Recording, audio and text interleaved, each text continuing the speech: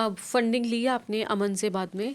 नहीं, अमन से मेरी फंडिंग तो नहीं हुई, बिकॉज अब वो शार्क टैंक के बाद ड्यू डिलीजेंस एंड ऑल वो बहुत खींचते रहते हैं। हाँ एंड ऐसा भी होता है कि आपकी शार्क टैंक में आने के बाद भी फंडिंग मिलेगी नहीं मिलेगी वो कुछ नहीं था।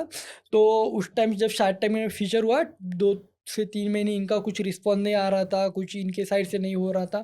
तो मैंने बाहर से एक यूएसए के इन्वेस्टर थे, ओके। एक इन्वेस्टमेंट एजेंसी थी, तो उनके थ्रू से मैंने फंड रेज किया। उस टाइम मैंने अगस्त में रेज किया 1 करोड़ 12 किस करोड़ के वैल्यूएशन पे? वैल्यूएशन पे। ओके। यस, और शार्क टैंक में मुझे डील मिली थी 1 करोड़ के वैल्यूएशन पे, 110 lakh 14% and 40 lakh as a royalty. Royalty. Hmm. तो मैंने कहा यार वो मतलब नहीं था, तो मुझे बाहर से एक अच्छा ऑफर आया, उससे 10x ऑफर आया 10x प्राइस पे, तो मैंने बाहर से रेज कर लिया। देवेश, इस प्रोसेस को थोड़ा सा डिटेल में बताओगे? ताकि क्योंकि पता है क्या चक्कर है, बहुत सारे लोग वहाँ पे पिच मारते हैं, बहुत सारे लोगों को मिलती ही नहीं। आपको तो चलो मिली थी, आपने नहीं ली, यस। बट बहुत लोगों को मिलती ही नहीं। तो ये चीज़ कैसे हुई? ये सामने से यूएस वाली एजेंसी ने आपको अप्रोच किया या आपने उन्हें अप्रोच किया? एक मीडिएटर एजेंसी थी, तो वो फंड रेजिंग का स्टार्टअप के फंड रेजिंग का ही पूरा प्रोसेस करती है। तो मैंने जब मई में डेट लिया था, तो मैंने उनके साथ भी किया था कि सर मुझे ऐसा ऐसा फंड रेज करना है। और उन्होंने जब मेरा शार्क टैंक हुआ था उसके कुछ विद इन अ मंथ के अंदर मुझे उन्होंने रीच आउट किया था कि फंड रेज करना है एंड ऑल। तो उन्होंने मैंने खुद ही रीच आउट किया था हाँ खुद आपको? रीच आउट किया था मुझे उस टाइम। मीडिएटर एजेंसी ने, ना कि यूएस यस एजेंसी ने? यस यस, मीडिएटर एजेंसी की हाँ है। तो उन्होंने फिर वो क्या करते हैं, अपना एक फीस लेते हैं ठीक मिनिमम है, ठीक है। 1 लाख के अराउंड, और फिर ऑनबोर्ड करते हैं। तो उनके पास HNI वगैरह जो एंजल इन्वेस्टर है उनका डाटा रहता है, तो वो मीटिंग फिक्स करते हैं। वो हमारी फाइल सब जगह भेजते हैं, पिच डेक एंड ऑल। और जो भी इन्वेस्टर हमारे इसमें इंटरेस्ट है, तो उनके साथ एक गूगल मीट अरेंज करवा देते हैं। तो हमें उनको पिच करना रहता है, और जो भी इन्वेस्टर को फिर उस पिच के बाद जो इंटरेस्टेड लगे, तो उसके बाद वो आगे का प्रोसेस चालू करवा देते हैं फिर। Okay okay. यस। अगर वैसे किसी नए बंदे को जिसे फंडिंग नहीं मिली, उसे इस मीडिएटर को कांटेक्ट करना है, तो ये कहाँ मिलते हैं ऐसे लोग?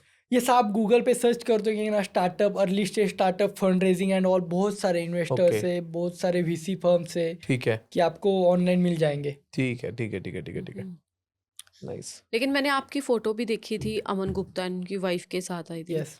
तो फंडिंग तो ली नहीं आपने, फिर उनसे कैसे मिलने गए?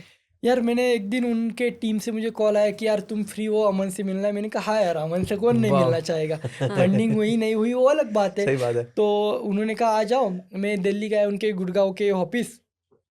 तो अमन की वाइफ थी, और यार कुछ भी कहो, बट फंडिंग हुई नहीं हुई अलग बात है।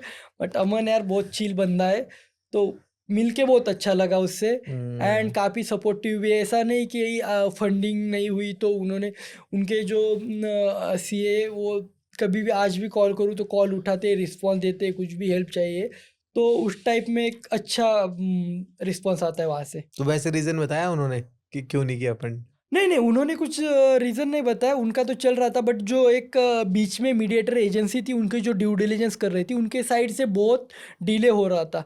तो मुझे बाहर से बेटर वैल्यू में फंडिंग मिली, तो उसकी वजह से मैंने ये बाद में कैंसिल कर दी। ओके। यस। नहीं, वैसे जनरली पूछ रहा हूँ, अमन से जब आप 1-to-1 मिले, तब कुछ डिस्कशन हुई इस पॉइंट को लेके कि यार शार्क टैंक पे फंड हुआ था, हमारा हो नहीं पाया, या मैं ऑन बोर्ड नहीं हो यस। पाया, या हमारा कनेक्शन नहीं हो पाया, ऐसी कुछ बात हुई यस, या कुछ उसके नहीं? रिगार्डिंग मेरी बात हुई, तो उन्होंने कहा यार मैं तो रेडी हूँ, बट मैंने कहा सर उस वैल्यूएशन पे तो नहीं होगी। उन्होंने कहा नहीं मैं तो करूँगा, उस वैल्यूएशन पे करूँगा।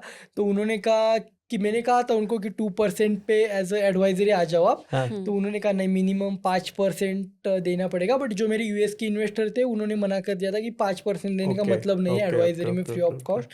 तो उसकी वजह से वो हमारी डील मतलब नहीं हो पाई उसके बाद भी।